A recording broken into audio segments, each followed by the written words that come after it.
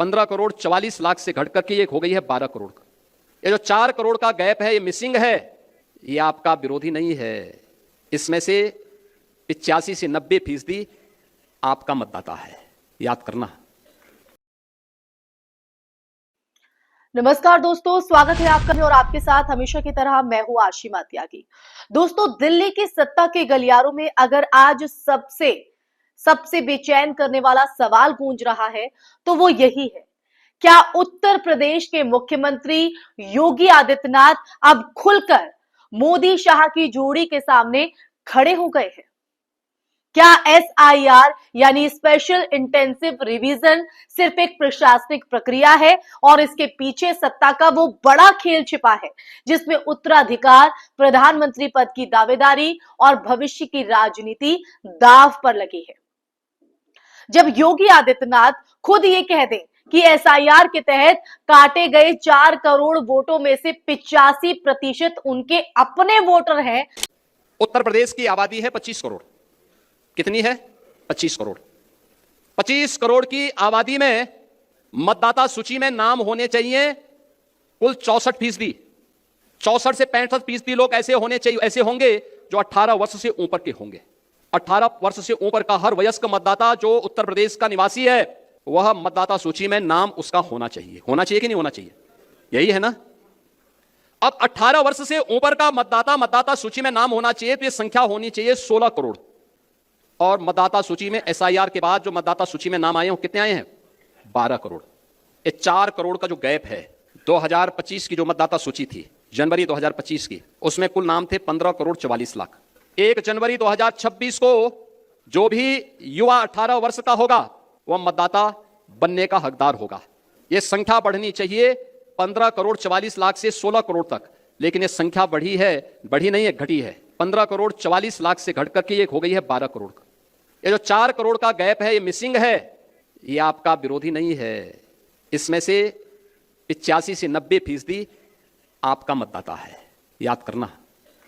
तो ये बयान है वो दोस्तों सिर्फ चुनावी चिंता नहीं, बल्कि दिल्ली की सत्ता को सीधी चुनौती बन जाता है।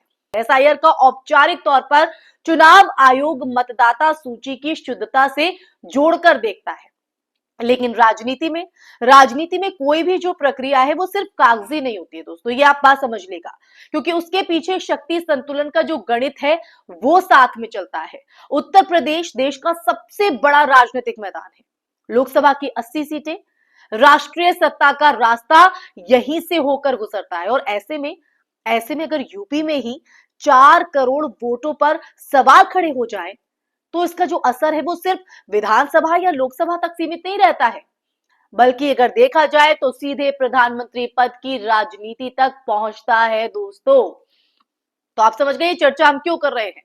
योगी आदित्यनाथ का बयान इसलिए विस्फोटक है क्योंकि वो पहली बार ये संकेत देते नजर आए हैं कि एसआईआर का असर सिर्फ विपक्षी वोटरों पर नहीं, बल्कि उस सामाजिक राजनीतिक आधार पर भी पड़ रहा है जिसे अब तक बीजेपी की कोर स्ट्रेंथ माना जाता था। जी हां, कोर स्ट्रेंथ। जब योगी आदित्यनाथ ये कहते हैं कि 85% वोट उनके अपने हैं, तो ये अमित शाह की उस रणनीति पर सवाल खड़ा करता है जिसमें चुनावी इंजीनियरिंग की बात होती है। चुनावी इंजीनियरिंग के जरिए सत्ता को लंबे समय तक सुरक्षित रखने की कोशिश दिखाई देती है। ये उस पर सीधा प्रश्न चिन्ह है। मोदी शाह बनाम योगी की अंदरूनी जो खींचतान है, आज हम उस पर भी बात करेंगे दोस्तों, क्योंकि भारतीय राजनीति में उत्तराधिकार की जो लड़ाई है वो कभी खुलकर नहीं लड़ी जाती। मोदी शाह की जो जोड़ी है वो ये जानती है कि 2029 के बाद का जो भारत है वो किस दिशा में जाएगा, और ये तय करने में आज के जो फैसले हैं वो निर्णायक होंगे। योगी आदित्यनाथ लगातार 2 बार यूपी जीत चुके हैं। कट्टर हिंदुत्व की राजनीति में उनकी जो छवि है वो मोदी के समानांतर जो है वो खड़ी होती दिख रही है। और यही बात दिल्ली को कहीं ना कहीं असहज करती है। अगर योगी राष्ट्रीय स्तर पर मजबूत होते हैं तो वो सिर्फ मुख्यमंत्री नहीं, बल्कि भविष्य के प्रधानमंत्री उम्मीदवार के रूप में भी देखे जाएंगे। दोस्तों, एसआईआर को इस संदर्भ में देखा जाए तो ये सिर्फ वोटर लिस्ट की कवायद नहीं है, सिर्फ इसको इस तरह से न देखा जाए, बल्कि राजनीतिक रथ को समय रहते रोकने की कोशिश भी लगती है। तो इस तौर पर अगर देखें तो कई मायने हैं। वोट वही ताकत है जो नेता बनाती है और गिराती है। अगर उसी वोट पर सवाल खड़े कर दिए जाए तो किसी भी नेता की जो गति है वो धीमी की जा सकती है। दोस्तों, योगी का खुला चैलेंज, योगी आदित्यनाथ की जो राजनीति है वो हमेशा हमेशा आप देखिए सीधी और टकराव वाली रही है, लेकिन इस बार उन्होंने परंपरागत चुप्पी नहीं ओढ़ी। चुनाव आयोग और केंद्र की सत्ता पर सवाल उठाकर उन्होंने साफ संकेत दे दिया कि वो पर्दे के पीछे का खेल समझ चुके हैं। ये बयान विपक्ष के लिए भी अप्रत्याशित था, क्योंकि पहली बार आप देखिए, पहली बार बीजेपी के भीतर से ही चुनावी प्रक्रिया पर इतने तीखे सवाल उठे हैं। दोस्तों, ये भी जो ध्यान देने वाली बात है कि योगी आदित्यनाथ ने इसे व्यक्तिगत लड़ाई नहीं बल्कि लोकतंत्र की चोरी के रूप में पेश किया है। वोट चोरी जैसे शब्दों का इस्तेमाल सीधे उस नैरेटिव को चुनौती देता है जिससे अब तक आप देखिए, जैसे अब तक विपक्ष उठाता रहा था। बस फर्क इतना है कि इस बार जो आवाज है वो सत्ता के अंदर से आई है, उत्तर प्रदेश के मुख्यमंत्री की तरफ से आई है। अब इसमें देखिए बड़ा राजनीतिक निहितार्थ जो है वो छुपा हुआ है, इसके कई मायने। अगर ये संघर्ष यूं ही चलता रहा ना तो बीजेपी की जो अंदरूनी एकता है उस पर गहरी दरार पड़ सकती है। वो कैसे? क्योंकि अमित शाह चुनावी रणनीति के उस्ताद माने जाते हैं, चाणक्य भी कहा जाता है, लेकिन योगी की जो जमीनी पकड़ है ना और जनाधार को नजरअंदाज करना आसान कतई नहीं होगा। यूपी में अगर योगी कमजोर हुए तो दिल्ली की कुर्सी भी हिल सकती है, और यही डर इस पूरी कहानी की जड़ है। दोस्तों, तो आप समझे कि मुख्यमंत्री योगी आदित्यनाथ के इस बयान को मैंने क्यों कोट किया। तो सवाल अब सिर्फ एसआईआर का नहीं रहा है, सवाल यह है कि क्या भारतीय राजनीति एक नए दौर में प्रवेश कर रही है क्या, जहां सत्ता के भीतर से ही सत्ता को चुनौती दी जा रही है।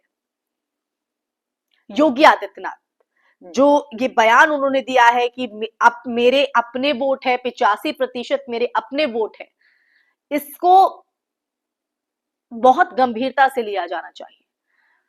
तो दोस्तों, एसआईआर जो है वो अपने आप में इसीलिए बहुत सारे अर्थ जो है वो बहुत सारे मायने अपने में समेटे हुए हैं, जो आने वाले वक्त में खुलकर सामने आएंगे धीरे धीरे। अभी तो ये शुरुआत है। तो इसीलिए दोस्तों, एसआईआर का सवाल सिर्फ ये एसआईआर का सवाल नहीं रहा है, ये भारतीय राजनीति में एक नए दौर में कहीं ना कहीं एंट्री के तौर पर भी देखा जाना चाहिए, जहां अब मैंने आपको पहले भी कहा कि सत्ता के अंदर से ही जब आवाज उठने लगी तो इस तरह के सवाल खड़े होते हैं। अब ऐसे में सवाल यह है कि क्या योगी आदित्यनाथ वाकई दिल्ली की राजनीति का अगला बड़ा अध्याय लिखने की तैयारी में है, या ये जो टकराव है वो पर्दे के पीछे ही सुलझा लिया जाएगा हमेशा की तरह। तो आने वाले चुनाव दोस्तों ये बताएंगे कि ये आग सिर्फ चिंगारी थी या फिर उसने सत्ता की पूरी बिसात को जलाकर राख कर दिया। तो दोस्तों, पूरी सच्चाई इस चर्चा के माध्यम से हमने आपके सामने रखने की कोशिश की है कि आखिर क्या बीजेपी के अंदर खाते यहां पर चल रहा है, एसआईआर के क्या मायने हैं। इसी के साथ इस चर्चा में मैं यही विराम लगाना चाहूंगी। ये चर्चा आपको कैसी लगी कमेंट बॉक्स में कमेंट करके जरूर बताइएगा। और जो ये अंदरूनी खींचतान इस वक्त देखने को मिल रही है, इस तरह की बयानबाजी जो मुख्यमंत्री योगी आदित्यनाथ की तरफ से की गई है, उसको आप किस नजरिए से देखते हैं। और अगर प्रधानमंत्री नरेंद्र मोदी जो है, मोदी शाह की जो जोड़ी जिसका जिक्र मैंने किया है, इस जोड़ी को आप किस तरह से देखते हैं, और मुख्यमंत्री योगी आदित्यनाथ क्या इस जोड़ी को चुनौती दे पाएंगे, और अगर वो प्रधानमंत्री बनते हैं भविष्य में तो आप उसको भी किस तरह से देखते हैं। कमेंट बॉक्स में कमेंट करके अपनी राय जरूर साझा कीजिएगा। इस वीडियो को ज्यादा से ज्यादा शेयर भी कीजिएगा, हमारे चैनल को सब्सक्राइब कीजिएगा। फिर हाजिर होंगी ऐसे ही सच का मुद्दा लेकर, सच का संवाद लेकर। तब तक के लिए अपना ख्याल रखिए। जय हिंद, जय भारत, नमस्कार।